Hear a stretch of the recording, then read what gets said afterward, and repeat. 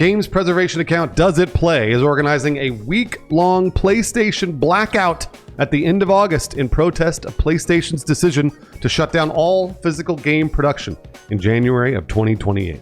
Welcome to Inside Games Daily, the only game news show brave enough to hope this one time, gamers might actually be able to hold the line on something, right, Lawrence? That's right. You can do it, gamers. We believe in you. Although we have been around this block before, a couple times. You know what? I love this chestnut. Shooklin, pull up that Modern Warfare 2 boycott image. Boy, do I love that one. Hey, big F to everyone that fought in the dedicated server wars. We remember your service.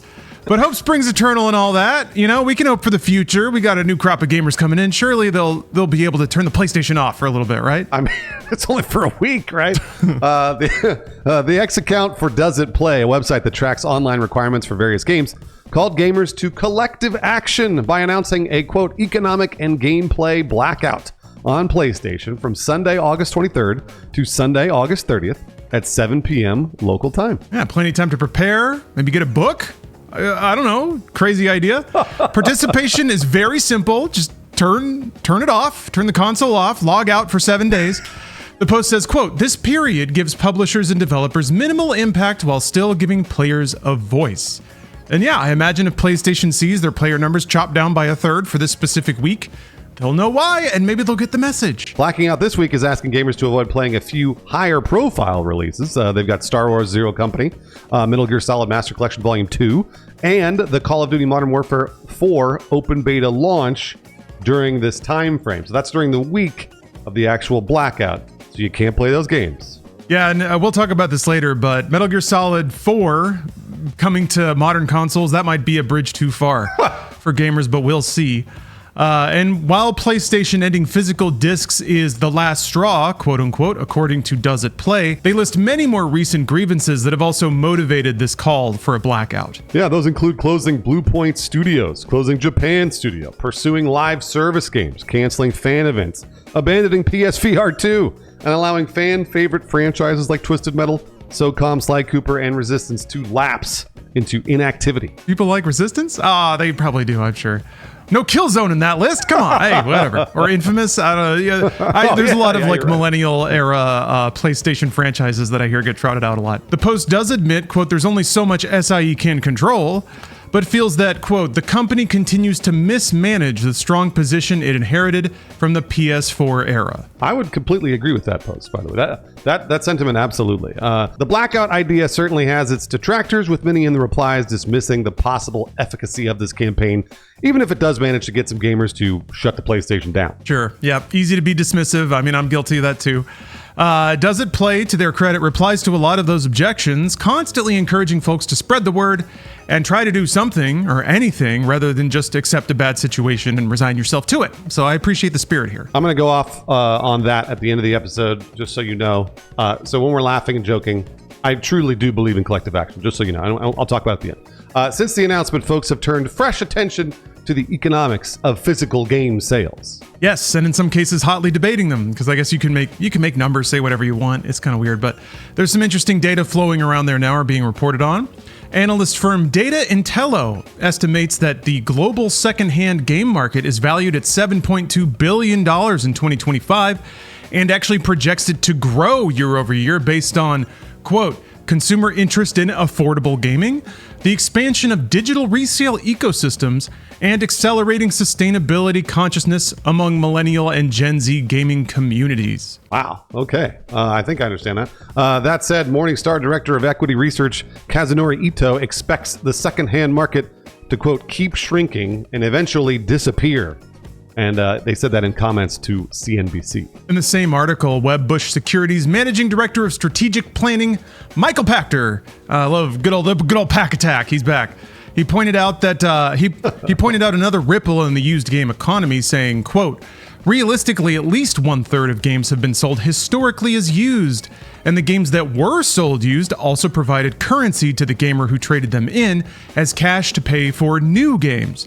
Brick and mortar retail is doomed. Yeah, people have been saying that for years too. So despite used games' historic traffic, it's impossible to ignore that the sale of new physical games has been in rapid decline and shows no signs of turning around. Yeah, and these are some of the data points that people have taken some issue with. Circana Senior Director and Video Game Industry Advisor Matt Piscatella endured some social media slings and arrows for being the unfortunate messenger for this info. Piscatella revealed that, well, at least as of July 20th, only 7 PlayStation games total have sold more than 100,000 physical units in the United States. Boy, that's real bad.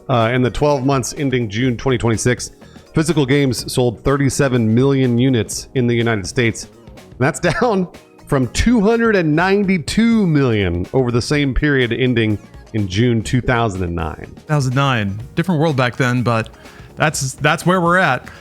Granted, this data is United States only, but there's always holes to pick in data if you really want to. And a lot of folks out there really want to. So it's been a little contentious. Yeah, Piscatella addresses a lot of those objections in a Blue Sky thread that you can check out if these data points have gotten you all worked up. Matt Piscatella does great work and has for a very long time. So I would really trust Piscatella here. Yeah, absolutely. Very empathetic, very patient, and I appreciate that. Unfortunately, it's just how it is. Like everything circumstantially kind of points to everything sliding this way. Doesn't mean you have to like it, but we got another data point that implies that gamers might find it extremely challenging to hold this particular line. Yeah, so longtime Call of Duty leaker Charlie Intel posted that the digital-only ports of Call of Duty Black Ops 1 and 2 have sold over 7 million units combined. Black Ops 2 also reached number 1 in weekly active users in the United States last week. And of course, those are all digital. I don't know that you can find those physical anywhere. Yeah, so the protesting of an all-digital future hasn't affected people from buying and playing the hell out of a millennial throwback game, which also makes me think Metal Gear Solid 4 might be a bit tricky for folks. But yeah, I mean, it beat Fortnite on PlayStation. That's pretty incredible. And it's a real easy payday for Activision as well. So who knew we'd land here with PlayStation being the Call of Duty box, even though the other company owns it.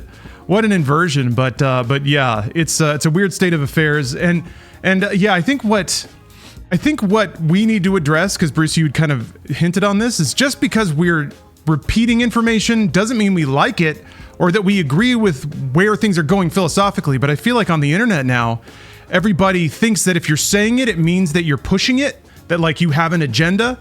We're just here to report the news. We save our opinions to the end, where we can say very clearly that this sucks, and it sucks real bad for PlayStation owners and PlayStation players. So yes, I would love to see some kind of pushback from that community. Yeah, that's exactly what I'm going to say, because I see a lot of comments being like, you guys are PC guys, when's the last time you bought a disc? I was like, I mean, yes, generally speaking, we can't really buy PC games on disc anymore. You're absolutely right. But when I start to see Sony, Xbox hasn't done this yet, but Sony yanking away the physical option and getting rid of the used market and getting rid of like the currency that analyst just referred to of having a used game, that's bad. This is all bad for consumers. Removing choice is always bad for consumers. And I wanted to say about collective action, I know it sounds like a joke. We joke about that Modern Warfare boycott. I love that Call of Duty boycott image, by the way. It's my favorite. It just shows the hypocrisy of gamers. And so I'm going to tell you, with collective action here, do anything. Literally any action you take will help. And I see this often on the internet again. I see other comments. People will say, who cares? It's just a drop in the bucket. It's just me.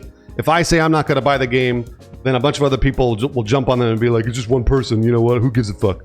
No, do what you can. So if you want to contribute to this blackout, do it. I think you should totally do it. Any collective action is better than none. So you should take action if you really do want to protest to PlayStation. And I promise you, you hit them where it hurts, in the wallet. That's the only place you can hit them, in the wallet. And if they notice they lost money over a week or whatever, that will cause them to rethink their decision. Yeah, I certainly hope so. Because so far, everything that they've seen, all the monetary feedback, all the data from the market really shows that most people don't care, and that it's in their monetary interest to keep on the tack that they're going. And it's very easy, it's free to ignore people saying things on the internet. It's when it starts to affect the flow of your business that you have to start paying attention. So we'll see what comes of this. And there's like, it's kind of easy for us to say, I want to acknowledge that at least, because I don't play on PlayStation very much.